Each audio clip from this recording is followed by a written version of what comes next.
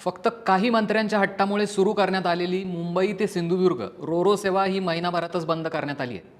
या जहाजात एकाच वेळी 650 प्रवासी आणि त्याच वेळी 30 वाहनं नेण्याची क्षमता होती। पण 2 प्रवासीही मिळणं कठीण झालं होतं, त्यामुळे ही सेवा आता बंद करण्यात आली आहे।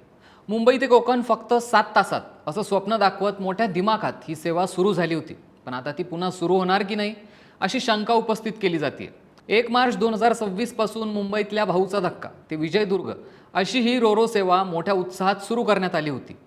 M2M प्रिन्सेस या जहाजामधून ही सेवा दिली जात होती। रस्त्याने किंवा रेल्वेने लागणाऱ्या 10 ते 12 तासांच्या प्रवासाऐवजी या रोरोमधून फक्त 6 ते 7 तासात कोकणात पोहोचता येणार होतं।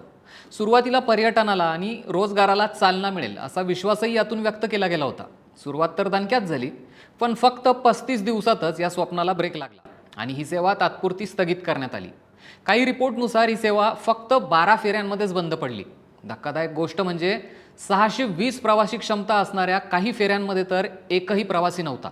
या जहाजाच्या एकूण 6 फेऱ्या यशस्वीपणे पूर्ण झाल्या, पण फक्त 5व्या दिवशी या रोरोचा समुद्रात ॲक्सिडेंट झाला।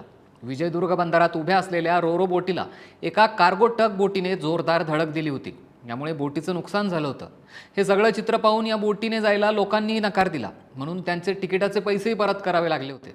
पण आता मासेमारीच्या सीझनमुळे समुद्रात असलेल्या जाळ्यांमुळे बोटीमध्ये टेक्निकल प्रॉब्लेम आलाय, शिवाय आखाती देशातल्या युद्धामुळे सुटे भाग लवकर मिळायलाही उशीर होतोय। म्हणून मुंबई ते विजयदुर्ग रोरो सेवा ही तात्पुरती बंद करावी लागली, असं स्पष्टीकरण मत्स्य विकास मंत्री नितेश राणे यांनी दिलंय।